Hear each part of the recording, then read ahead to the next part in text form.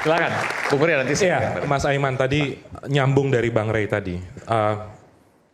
Menggambarkan bahwa kita berada pada situasi yang takut ketika berpendapat. Saya ingin contohkan satu, tadi juga disebut oleh Bang Rey.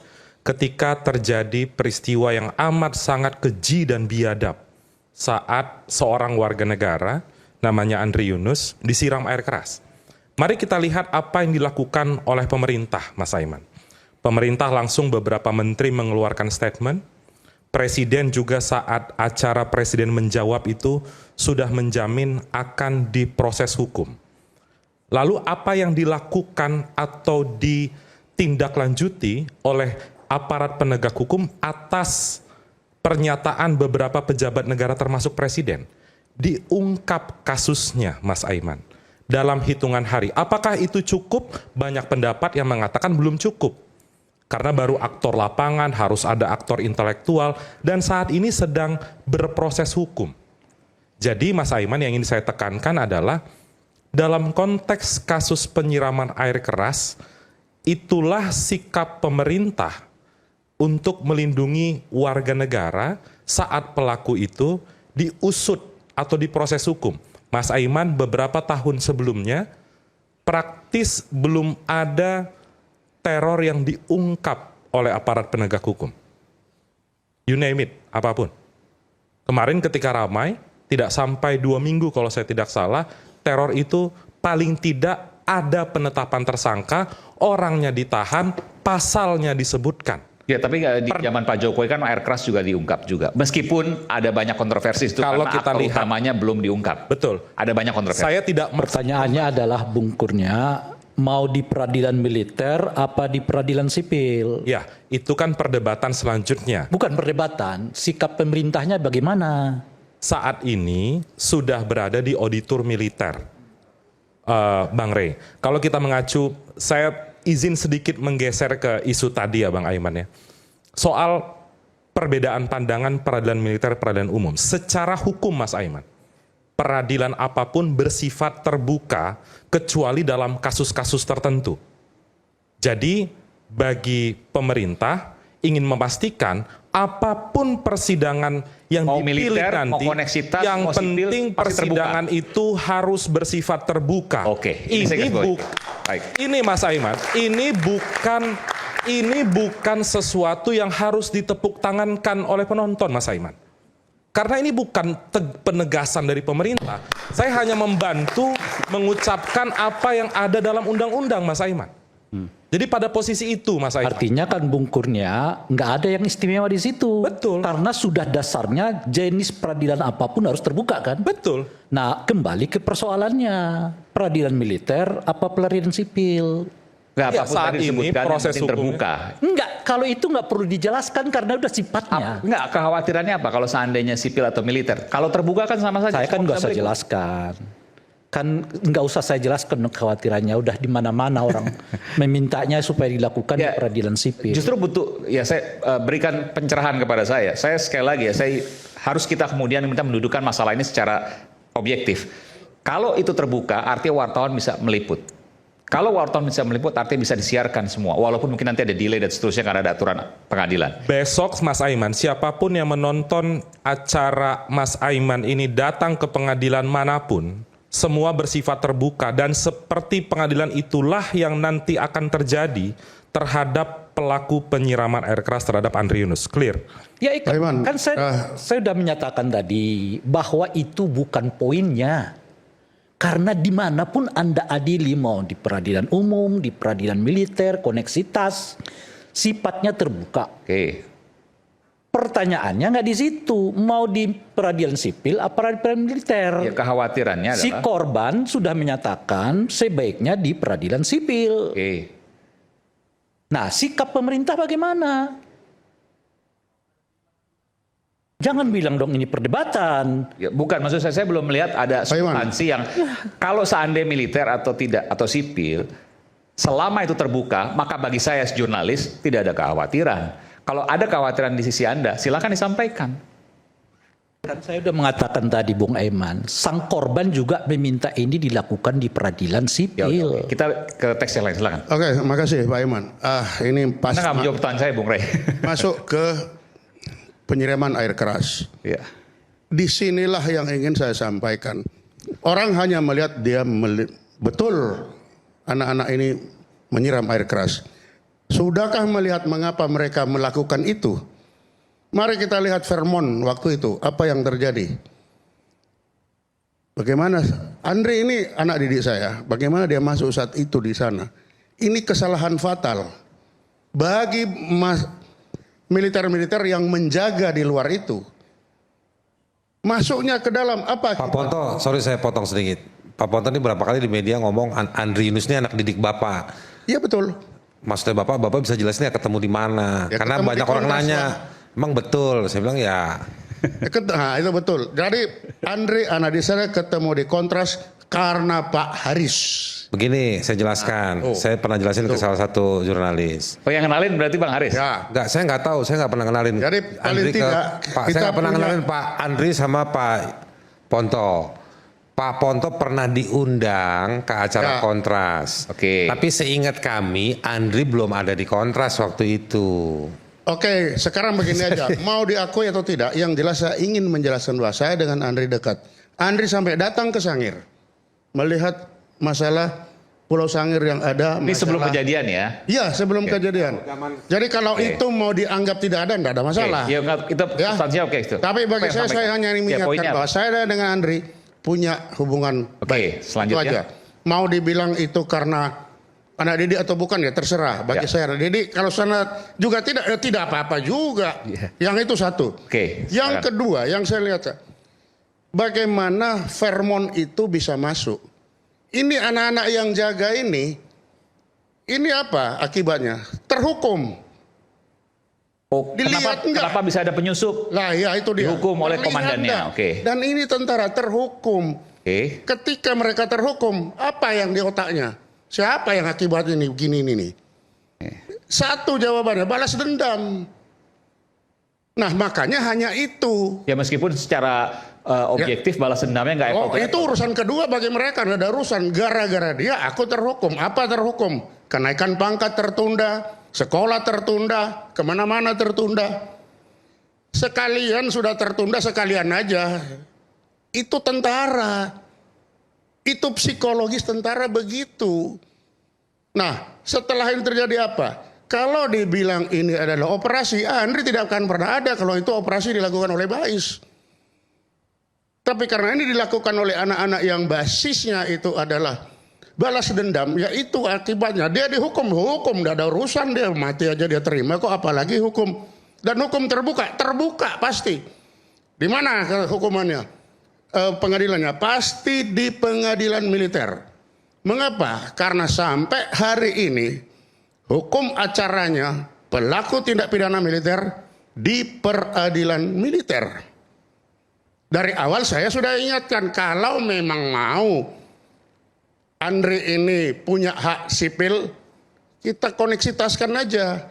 Sayangnya koneksitas itu adalah militer dan militer pelakunya. Itu baru koneksitas. Tapi militer dan sipil. Sipil, ya. Tapi kalau militer, korban sipil belum ada. Awal pertama saya udah ingatkan, kita koneksitaskan dengan apa? Dengan Perpu. Apa susahnya Perpu? Harus presiden yang ngeluarin. Ya bisa kan? Kalau memang itu ingin supaya ini ada hakim sipil. Kalau dia masuk peradilan koneksitas, maka akan ada 2 hakim sipil, 1 hakim militer. Silakan, tapi kan tidak. Lah kalau tidak ya akan berlaku hukum acara Oke, baik. itu. Nah itu satu. Terus kedua, dengan adanya kasus Andri ini, nah ini mari kita lihat tadi. Saya bilang tadi, ini radar semua ini gara-gara mari kita jatuhkan ini, itu niat. Ini radar ini sudah on semua dan dia auto lock, auto on. Nah kalau ini tidak diselesaikan dengan baiknya, takutnya lagi Ada yang onnya otomatisnya lebih cepat berjalan. Tapi Pak Ponto bilang seperti ini membuat masyarakat sipil kita termasuk wartawan jadi takut loh Pak. Loh, ya ini apa adanya saya katakan, gara-gara apa? Gara-gara ada kasus air keras ini. Makanya perlu saya ingatkan. Makanya kalau bicara tolong ingat, jangan menganggap semua orang itu bisa mengerti. Ada bagi orang-orang intelijen yang kalimat-kalimat atau kata itu sakral. Nanti kalau seandainya ada operasi seperti lagi, walaupun itu operasi hanya segelintir orang, yang disalahin pemerintah pusat, yang disalahin presiden, kan begitu nanti Pak? Ya itu dia, makanya bilang. Ini kan pikiran pendek. Iya, memang makanya saya sampaikan, memang pendek. Kalau enggak pendek masuk tentara dia, jadi sarjana. Iya, Banyak sarjana Pak, tentara Pak, banyak dokter, makanya profesor. Kalau orang pendek pikiran masuk sarjana. Mainan ini udah mau meledak, dia bikin mainan kok. Makanya saya ingatkan, terbuka boleh terbuka, jangan telanjang. Berkata-kata jangan seenaknya seperti itu. Ada kami ini yang kupingnya ini panas ya, bukan main. Dengan cara apa aja kita jatuhkan. Wah hebat sekali ini orang. Daripada aku dihukum gara-gara ini, deteksi dia cegah dini aja duluan. Dan itu bergerak di luar komando. Yes, itu. Makanya tolong kalau berbicara jangan menganggap Indonesia ini hanya ada orang-orang yang bisa menerima seperti itu. Coba belajar dari yang lain, yang belajar deteksi dini, cegah dini. Kalau ada niat sebelum niat terlaksana, kita aja jatuhkan. Kan kesulitan kita itu adalah membuat standar mana yang layak dan tidak layak. Itu standarnya. Mari kita belajar sama-sama. Itu ya kan? Mari kita belajar untuk saling menghormati. Jaga kata-kata itu tadi. Itu dia Pak Ponto. Itu coba. Standarnya itu apa? Ya artinya kalau seandainya ada proses dispute sengketa di sini, maka proses hukum yang dilakukan oleh Bung Iwan itu menjadi jalan tengah. Ekstrimnya yang disampaikan oleh Pak Ponto, Ya. Bukan itu masalahnya, bentar. Bahwa ada ekstrim yang tadi disampaikan, yang meskipun saya juga antara yakin tidak yakin masa iya seperti itu.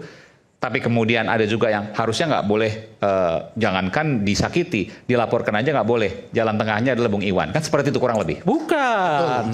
Saya kira kesimpulan Anda juga agak keliru itu, Bung. Anda bilang nggak boleh dilaporkan. Pak Ponto akan ada gerakan yang bisa melakukan secara tindakan inisiatif pribadi. Jadi itu bukan itu solusinya. Solusinya adalah pertanyaannya begini. Setiap anggota TNI patuh pada perintah. Kalau ada anggota TNI yang melakukan tindakan di luar perintah, artinya ada persoalan di pendidikan. Enggak begitu juga, Pak. Nah, itu dulu. Tidak, itu tadi makanya kita ada standar yang seperti kata-kata itu. Sebab standar yang Bapak Ponto itu apa? Bagi kata-kata menjatuhkan Iya, bagi Pak Ponto itu masalah. Iya, masalah. Jadi nggak bisa dibuat standar pribadi untuk standar umum. Nah, itulah akibatnya orang kalau berbicara di depan umum, tolong Pak. Persis seperti yang pernah. Pak Ponto Persis seperti bentar, masalah. saya jelaskan dikit. Pak Ponto hanya menyampaikan bahwa ada segelintir kecil Sekarang, yang terlatih sebentar, yang kemudian punya seperti itu, makanya itu hati-hati. Tapi itu Sekarang, bukan Bung melarang Aiman. Pak ya. Ya saya enggak melarang, berbicara silakan. Sekarang aja. Bung Aiman, Saya hanya di ingatkan, antara semua karena ada diskusi hal kita itu. sekarang Silakan ini. aja, saya kan enggak bicara. Sekarang, di antara semua pembicaraan kita ini, mana yang kira-kira tidak menyinggung orang dan Bisa membahayakan gitu. siapa yang bisa bayangkan? Bisa membahayakan maksudnya. Bukan. Itu pertanyaan kan? Mana kira-kira yang tidak menyinggung apa yang disebutkan oleh Dan Pak bisa berujung pada bahaya gitu. Iya. Kan? Oke. Gimana Pak Kita Ponto? nggak tahu. Yang kata-kata sakral kan tadi itu menjatuhkan. Iya, makanya itu yang Bagaimana kita menjatuhkan dengan cara apapun. Orang ini sudah harus dijatuhkan. Wah, kok enak ini seperti begini. Kita tugas pokoknya menegakkan kedaulatan, menjaga ketuhanan wilayah, melindungi segala bangsa. Itu otomatis. Loh kok menjatuhkan? Nah, sebelum dia jalan kita jatuhkan dulu yang bicara ini, kan begitu. iya, itu yang saya maksudkan itu apakah tidak ada semacam pendidikan utuh untuk menjelaskan kepada mereka? Oh ya ada. Ada.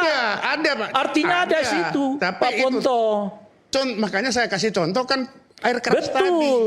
Itu Karena yang ada air keras tadi saya kasih contoh. Gara-gara air keras ada begini. Lalu sekarang ini tinggi sekali bagi tentara itu sangat tinggi. Iya, itulah Menjaga- yang menurut saya. Sehingga sensitivitasnya itu sangat tinggi. Itulah yang menurut saya Pak Ponto, yang kalau mengutip istilah presiden itu perlu ditertibkan. Nah makanya yang ngomong ditertibkan supaya kan yang ditertibkan yang ngomong. Kalau dia enggak ngomong ya kita juga diem. Tapi karena dia sudah Sebab menertibkan yang ngomong itu adalah bertentangan dengan hak asasi manusia. ya terserah. Hak asasi kita juga yang jaga juga terancam. Gara-gara niat dia kalau terlaksana kita juga sama dengan itu dihukum. Tindak pidana itu hanya bisa dilakukan jika peristiwanya terjadi. Ya, makanya saya bilang silakan aja kalau mau itu. Ya Tetapi udah, saya clear Pak Ponto. sampaikan, Oke. Itu yang saya maksudkan Oke, oke. tadi. Jadi dua-duanya tidak ada yang Kesimpulannya oke. di situ.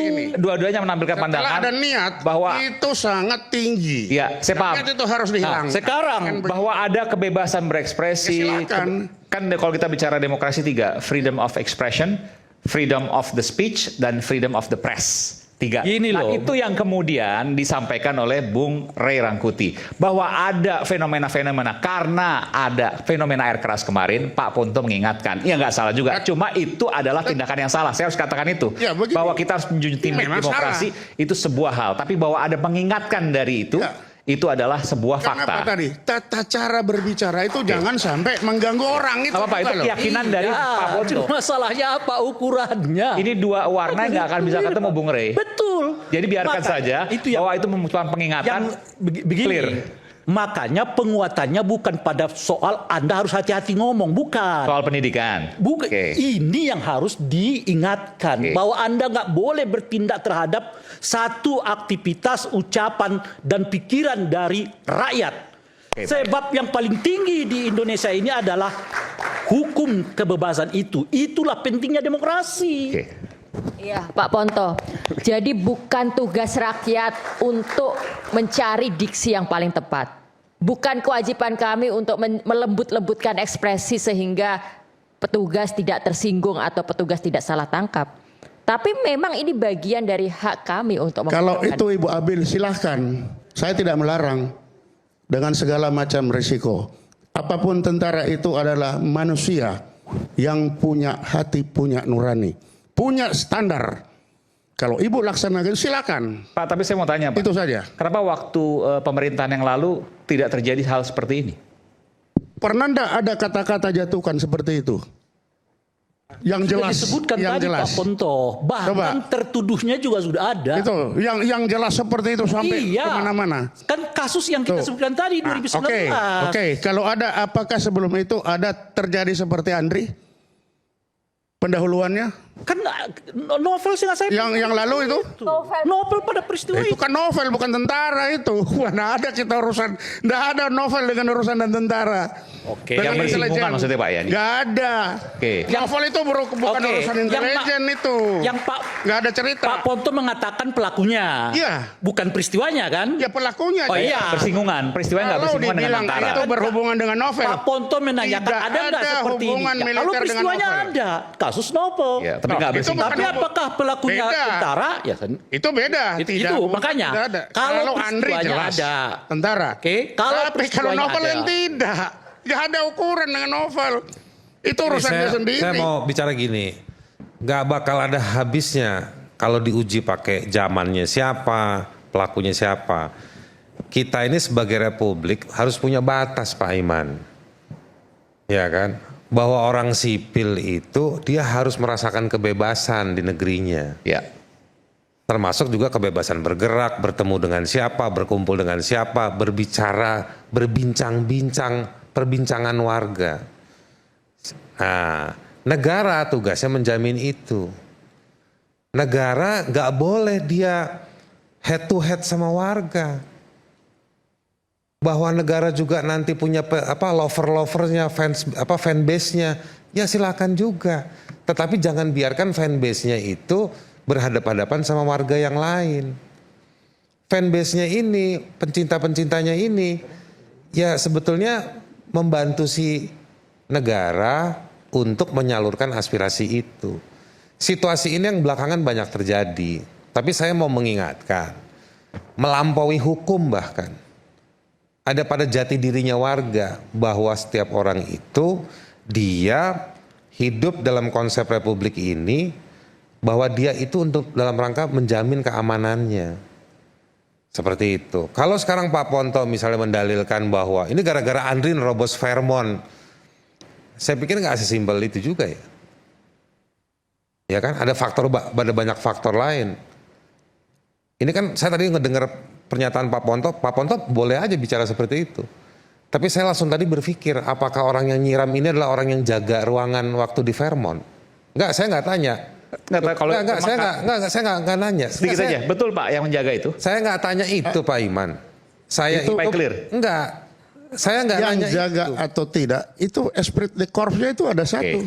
Nah, jadi maksud saya juga nggak Jangan nanya. lupa itu. Saya cuman kalimat pertanyaan tadi itu untuk mengekspresikan pikiran saya mendengar pernyataan Pak Ponto. Tapi persoalan air keras disiram itu nggak bisa kontraktual di lapangan. Harus ada limit. Tentara misalnya, nih saya kutip nih, saya pernah baca tulisannya Budiono. Dia nulis ketika dia belum jadi wapres. Dia diundang dalam perspektif ekonomi, ada satu tulisan tentang reformasi sektor keamanan, dia nulis dari sisi ekonomi tentang peran TNI dan Polri. Singkatnya dari yang saya baca, Budiono menyatakan bahwa polisi dan tentara itu public goods. Milik publik lah. Milik publik. Oke. Milik publik artinya dia tugasnya ngemban tugas negara memberikan keamanan dan pertahanan. Jadi harus ditunjuk, harus disiapkan alat untuk mengontrol. Saya agak ngeri kalau pakai tesis cara berpikirnya Pak Ponto. Pak Ponto ini emang saya tahu orangnya belak-belakan dari dulu. Nah tapi seolah-olah ya lu jangan sakitin tentara. Ya nggak bisa Pak. Nggak bisa. Dalam hal-hal tertentu polisi sama tentara dia menjadi menanggung penderitaan fisik itu. Meskipun kita mengenal dalam hukum ada hukum perang, ada hukum humaniter. Nah itu kita mengenal itu semua dalam rangka melindungi. Nggak boleh juga tentara dibunuh sembarangan, disakiti sembarangan nggak boleh. Nah jadi kita ngerti soal itu. Ya. Yang saya ingin tekankan Pak Iman dari perdebatan ini, kita harus sadar bahwa ada batas itu. Batas itu juga kemudian yang sekarang mau ditimpakan kepada Saiful Mujani. Bahwa ada orang yang kaget lagi tidur kata Pak Ponto tadi. Saya saja lagi tidur berdiri kata Pak Ponto. Nah, kekagetan itu boleh. Ya kan? Itu hari apa tuh diskusi? Hari Minggu ya? Ya kan biasanya orang kalau lagi hari Sabtu hari Minggu kan pada jelek-jelek semua itu.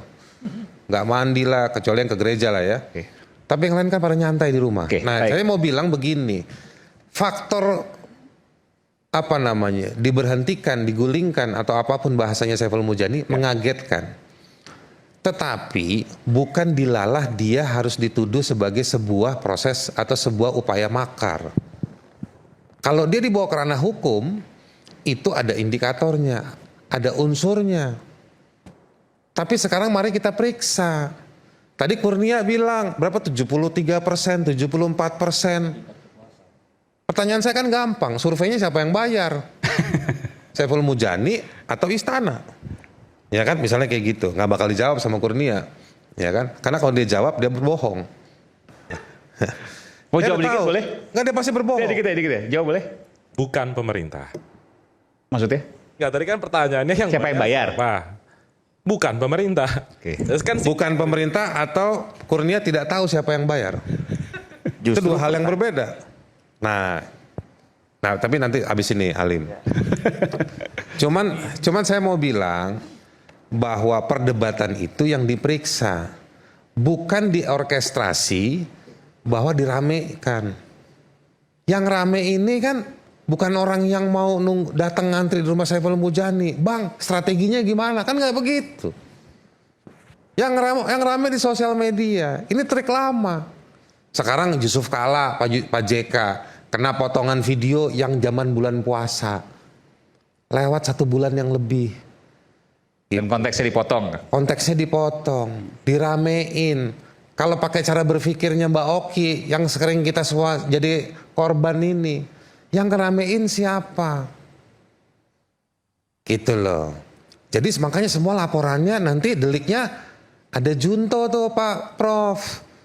Junto ITE baru junto substansi. Ya begini aja dancingnya terus-terusan. Katanya makar. Kok ributnya sosmed? Muncul lagi tadi pencangkokan pasal penghasutan untuk makar. Nah lu. Jadi maksud saya udah clear aja. Ini bikin kaget Saiful Mujani. Dia berujung pada kesimpulan nurunkan presiden. Akarnya apa? Roots-nya apa? Didiskusikan dong. Apakah gara-gara penggunaan dana APBN untuk MBG yang begitu besar 300 triliun lebih? Apakah ada mobilisasi militer pada tugas-tugas sipil? Ini seperti zaman Orde Baru lagi. Apakah ada rangkaian kekerasan? Pak Ponto nawarin Adri Yunus dengan peristiwa Vermont. Saya menawarkan dengan peristiwa-peristiwa lain tadi yang Bung Rey sudah ingatkan. Ada kepala babi di kantor Tempo. Ada apa lagi? Ada serangan ke sejumlah influencer. Itu kan boleh diuji. Boleh diuji dong. Apakah itu diperiksa di peradilan militer? Enggak kan? Sejauh yang saya tahu enggak. Tapi semua orang itu kan udah lapor ke polisi. Jangan-jangan boleh juga kita uji proses polisi. Saya mau kasih pemahaman saya yang berbeda sama Pak Ponto. Pak Ponto pakai 31 tahun 97 Undang-Undang Peradilan Militer soal Andri. Saya baca KUHAP yang baru. Di KUHAP yang baru, kalau bersama-sama dilakukan dibawa ke peradilan umum.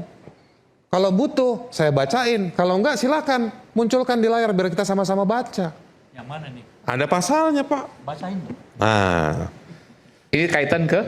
tadi soal Andri. Enggak, maksudnya soal keterangan nih. Pasal 170. Tolong. Udah dikirim tadi ya? Tolong Sarung Mangga. Munculkan. Oke. Pasal 170. Dibaca aja nggak Pak? Sambil nunggu, silakan. Tindak pidana yang dilakukan bersama-sama oleh mereka yang termasuk lingkungan peradilan umum dan lingkungan peradilan militer. Ini ya. Koma, diperiksa dan diadili oleh pengadilan dalam lingkungan peradilan umum. Itu.